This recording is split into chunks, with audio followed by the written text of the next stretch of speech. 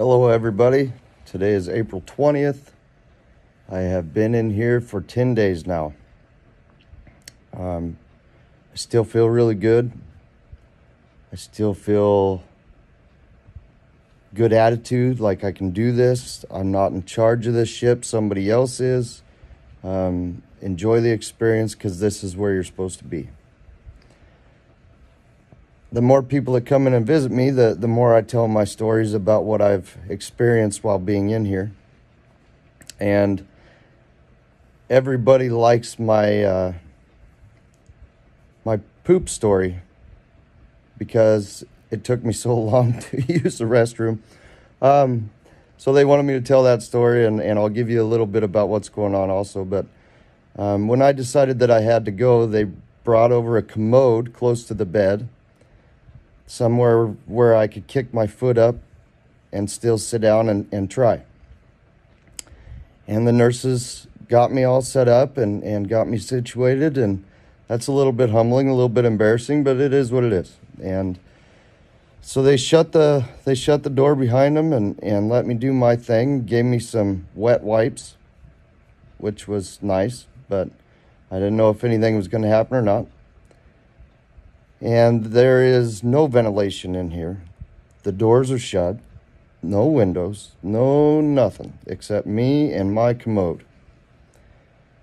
And something happened, and that was very good. I needed that something to happen. It had been in there way too long, and it was time. But I was dying. I wasn't handling it. I didn't like it. I didn't want to be there.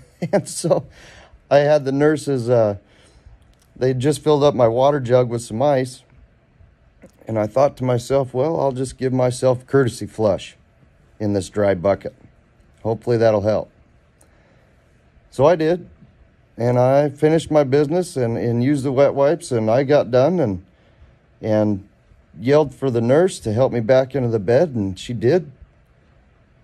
And the nurses have to measure your urine, and they also have to kind of check your poop, see how much there was. And she looked in there, and she gave me a confused look, and she says, "There's ice in your poop." And I said, "Well, what did you want me to do? A courtesy flush is the only thing that I had. That's the only choice I could make." And she says, "You never cease to amaze me." And she smiled, and she just continued doing her job. So there's a little funny story for you. It's very real in here. It's very humbling. I have yet to have a nurse that I didn't like. I've enjoyed everybody. Everybody's done their job well and been good for me. Like I said, today is the 20th. They are talking about sending me home this morning. Yesterday was a big ordeal about my wound vac and how their pumps for that wound vac wasn't big enough to hold up to my wound. So in order to send me home with a medical grade vac, for some reason we had to change from purple pad on this wound vac to black pad. And now it looks something like this.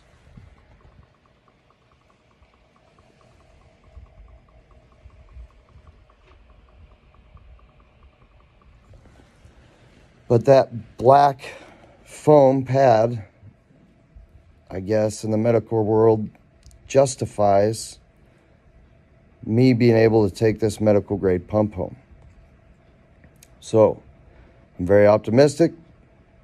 I'm still know that I'm supposed to be here, nowhere else. I know I'm supposed to be making these videos. I know I'm supposed to be meeting the people that I am. I can promise you, as soon as I get home, I'm going to get a haircut when somebody's available to do it, because it's kind of driving me nuts. But I thank you all, and I thank you very much for sharing these videos. I want this to reach as many people as possible. I want to help as many people as possible. And I want everybody to see, if I do lose my leg, even if I don't do the same business as I did fully, I'll make a new business out of this. I will start something that will help people. I will do something to help people. And I will make it work for me. Like I said in the first video, I'm still on that road. I'm still that strong, and I will make it happen. Thank you very much. Please subscribe. Please tell your friends to subscribe, even if they turn off notifications. I need all the viewers I can get and all the people I can, so I can get this out and help somebody someday. God bless you. Take care. I'll see you soon.